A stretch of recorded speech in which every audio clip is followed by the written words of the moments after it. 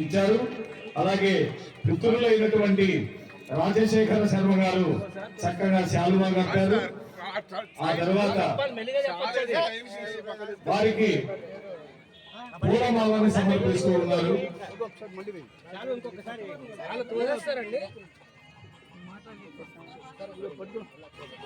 ఏమండి కొంచెం శాలువా సమర్పించింది ఒకసారి ఫోటోగ్రాఫ్ తీసుకోండి గురువు గారు మీరు. ఇప్పుడు మాలార్పణ చేసుకున్నటువంటి వారు రెండో కుమారుడు ప్రవీణ్, రెండో కుమారుడైనటువంటి ప్రవీణ్ గారు వారికి తండ్రి గారికి మాలార్పణ చేశారు. ఇప్పుడు వారి యొక్క బావమరిదైనటువంటి సూర్యారావు గారు చక్కగా కిరీటాన్ని ధరింపజేశారు. చూడండి, అద్భుతమైనటువంటి తలపాగాని కిరీటంగా మలిచి వారికి అలంకరించారు.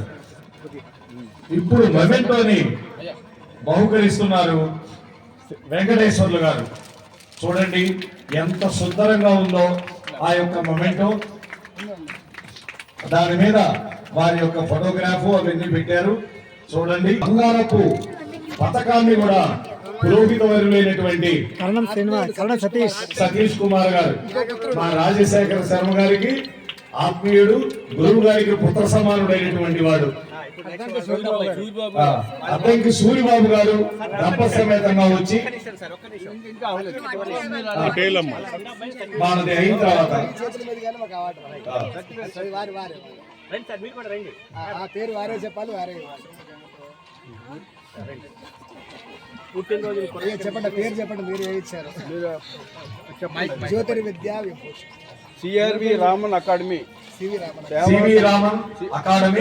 రామన్ అకాడమీ సేవా సాంస్కృతిక సంస్థ వారు బ్రహ్మశ్రీ కేశాపరగడ హరిహరనాథ శర్మ గారికి జ్యోతిర్విద్యాభూషణ అనేటువంటి బిరుదునిస్తున్నారు. జ్యోతిర్విద్యాభూషణ అనేటువంటి బిరుదు ప్రదానం జరిగింది. నిన్నటి రోజు